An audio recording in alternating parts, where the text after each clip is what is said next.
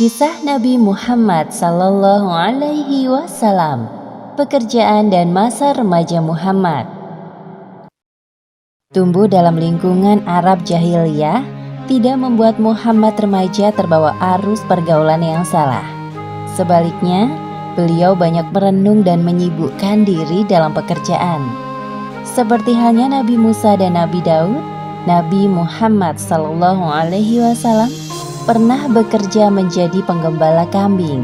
Tidak hanya itu, beliau juga belajar ilmu perdagangan kepada pamannya Abu Thalib.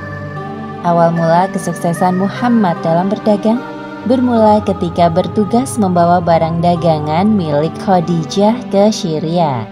Selama hidup bersama keluarga Abu Thalib, Muhammad berusaha untuk tidak menambah beban pamannya.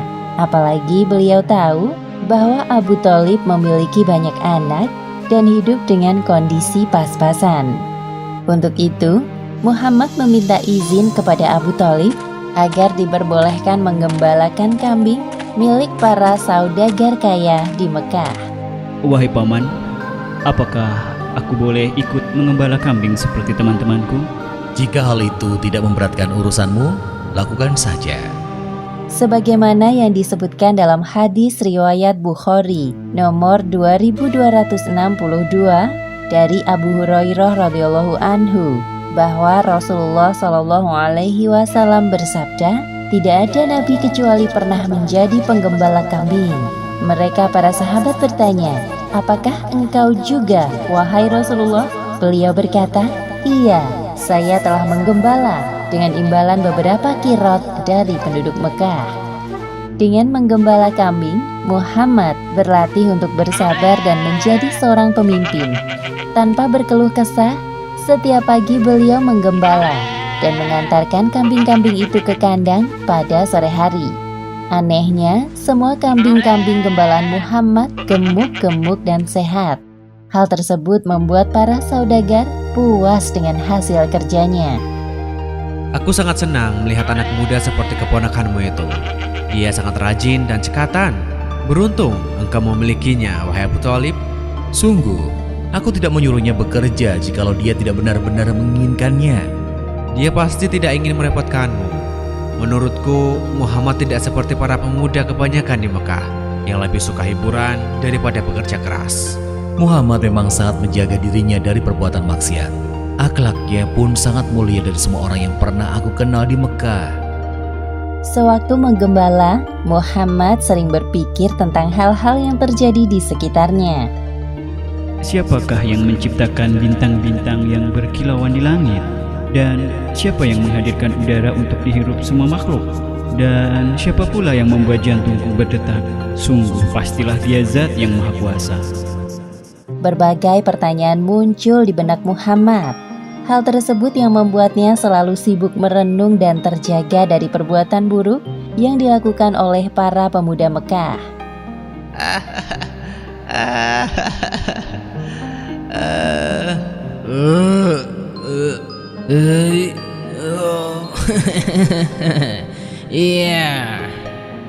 Pernah suatu ketika, Muhammad ingin pergi ke kota untuk melihat pesta perkawinan.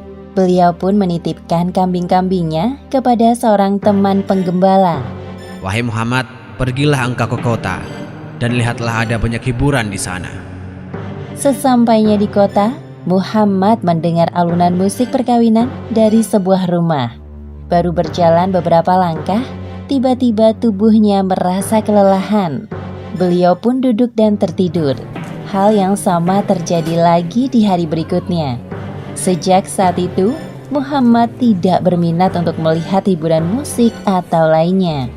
Beliau tidak menyadari bahwa Allah Subhanahu wa Ta'ala menjaganya dari perbuatan maksiat dan dosa. Muhammad lahir dari keturunan para pebisnis. Beliau besar dalam lingkungan keluarga Abu Thalib yang juga berbisnis dalam hal perdagangan.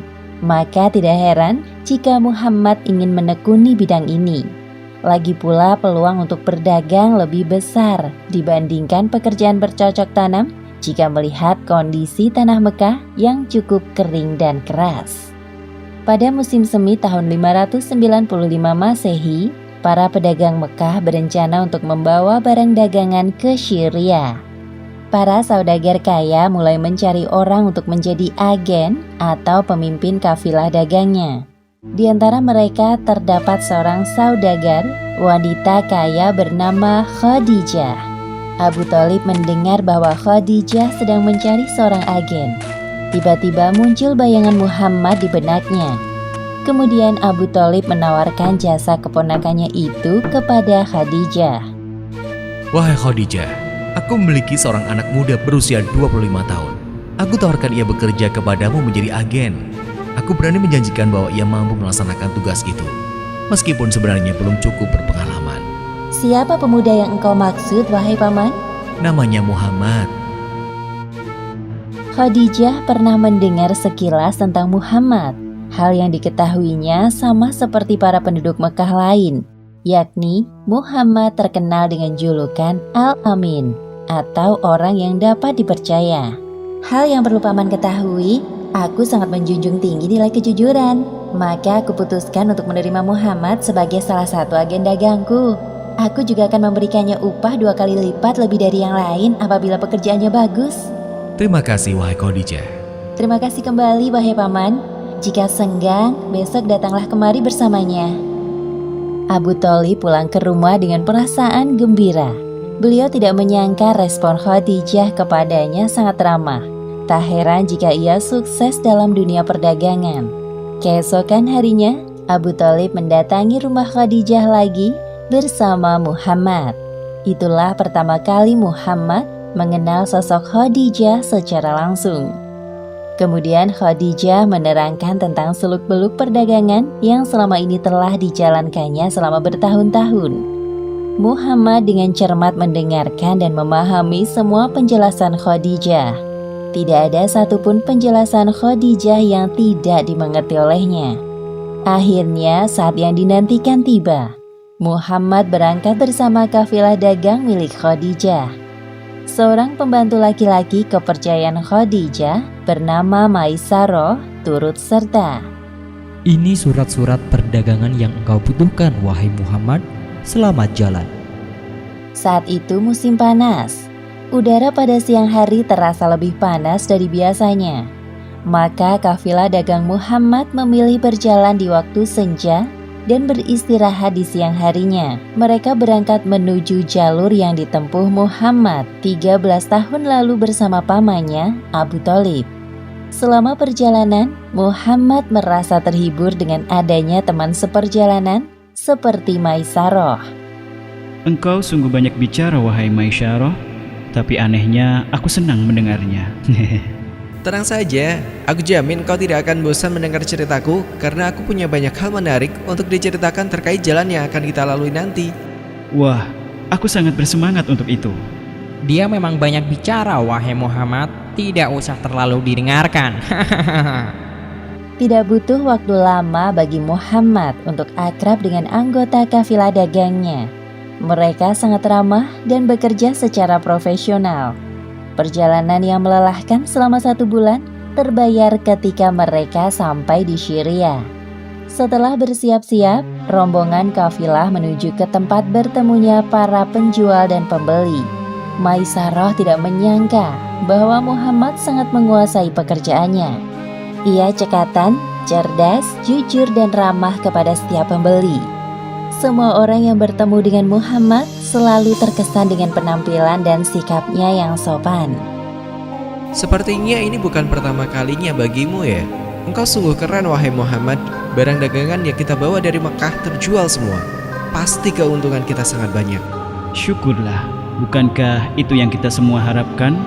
Ya, dengan semua keuntungan ini kita dapat membeli barang-barang baru untuk dijual kembali. Khadijah benar-benar tidak salah memilih agen.